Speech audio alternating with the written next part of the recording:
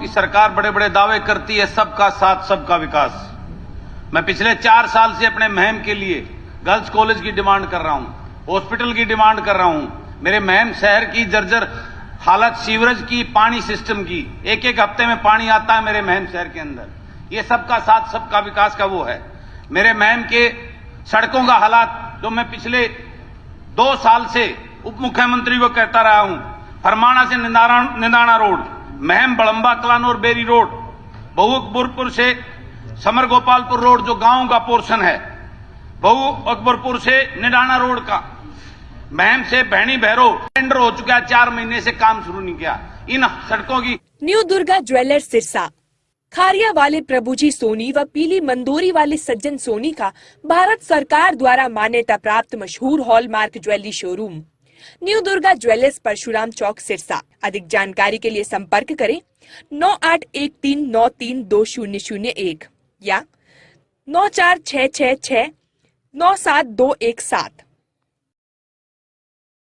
हालात इतनी जर्जर है, मैं पिछले 2-2.5 साल से आवाज उठा रहा हूं।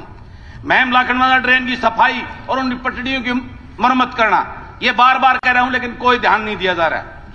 मैं सदन का ध्यान देना चाहता हूं कि ये सबका साथ सबका विकास खाली बातें ना करें, उसको धरातल पे सरकार काम करें।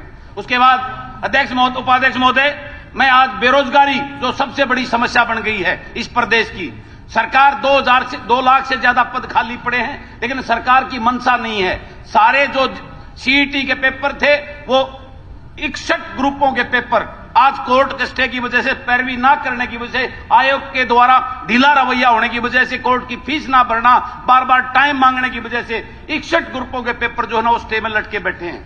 अनेकों जो है ना सीईटी, आईआईटी के इंस्ट्रक्टर की ज्वाइनिंग रुकी है, टीजीटी की जो है ना 7400 उनकी वो ज्वाइनिंग रोकी पड़ी है। ये हालात आज हमारा बेरोजगार ऐसी दशा से जूझ रहा है कि सरकार उसकी प्रति कोई वो नहीं, जवाबदेही नहीं है।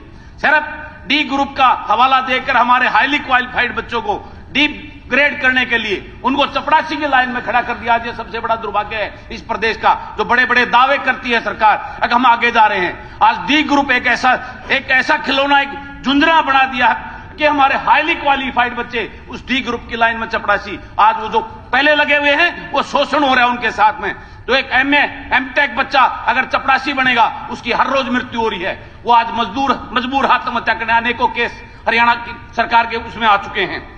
उसके बाद अभी भाई अरुण ने बताया कितना बड़ा अपराध बढ़ रहा है, उसकी मेन वजह है हमारी पुलिस का डिमोरलाइज होना, पुलिस में कर्मचारियों की कमी होना, उनको अच्छा वेतन ना मिलना। जो सरकार ने दावा किया था उनको हरियाणा, पंजाब के, हिमाचल के और चंडीगढ़ के बराबर जो वेतनमान हरियाणा पुलिस को देंगे और उसकी कर्मचारियों की पूर्ति करेंगे, वो कमी की वजह से और कम सैलरी होने की वजह से आज हमारा पुलिस विभाग डिमोरलाइज है। सरकार अनेकों दबाव से उनसे गलत काम, ठीक काम सब करवाती है, लेकिन उनका ध्यान देने की तरफ सरकार का वो नहीं है, जिसकी वजह से अपराध बढ़ता जा रहा है। वो अपनी पूरी ईमानदारी निष्ठा से अपनी ड्यूटी नहीं कर पा रहे, जिसकी वजह से ये सारी चीजें सामने आ रही हैं।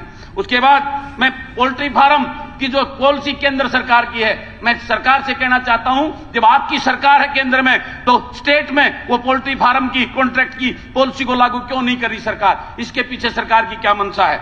उसके बाद एचकेआरएन ऐसा एक शोषण का युवाओं का माध्यम बन गया है, जिसमें युवाओं को जब जरूरत होती है, जब मंडियों में जरूरत है, 18 दिन के लिए उन युवाओं को भर्ती कर लेते हैं, 18 दिन के बाद नोटिस देकर बाहर कर देते हैं। क्यों उनका अपमान किया जा रहा है? उनके हालात से खिलवाड़ किया जा रहा है। सरकार को इस पे चिंता करनी चाहिए। फार्मासिस्ट, हमारे प्रदेश के फार्मासिस्ट, उनको फार्मेसी लगाती है सरकार और उसी पद से रिटायर कर देती है। उनकी जो है ना प्रमोशन पॉलिसी क्यों नहीं लागू करती? इस पे सरकार को विचार करने की जरूरत है। माननीय हाई कोर्ट ने कितना बड़ा शर्म की बात है हरियाणा प्रदेश के लिए, हमारे स्कूलों के ऊपर जो चीज सामने आई, शिक्षा मंत्री जी बैठे हैं कि हमारे ओपीएफ की बड़ी बड़ी बात करते हैं, हमारे स्कूलों में लड़कियों के लिए कि लगभग 550 स्कूलों में शौचालय ही नहीं है। ये कोर्ट का वो है, आपका पीने का पानी नहीं है, बिजली का कनेक्शन नहीं है, 8000 जैसे कमरे नहीं है, 10 लाख। दोबारा हमने एफिडेविट दे दिया, मेरा समय एफिडेविट में लिख के दे दिया कि सारे स्कूलों में शौचालय है, सारों में बिजली की व्यवस्था है, सारों में पीने पानी की व्यवस्था। आपको कई बार देख लिया, लेकिन जानबूझ के नहीं, आपको भी पता है, आपको भी पता, हमने कई बार कह लिया, आपको पता है, आपको भी पता है इस बात का कि हमने इसकी जानकारी दे दी।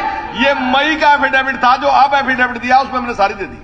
ये कोर्ट का वो करे 10,275 करोड़ रुपए आपका वापस दिया है मंत्री जी, आप यूज नहीं कर पाए उसको। ये बड़ा दुर्भाग्य है।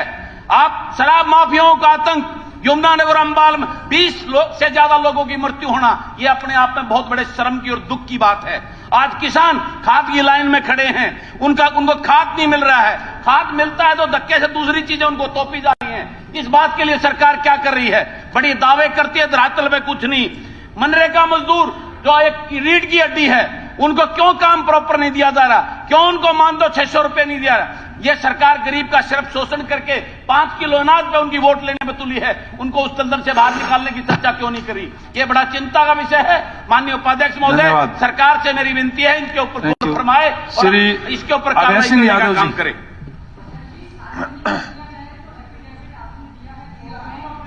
धन्यवाद अध्यक्ष महोदय। Madam kindly don't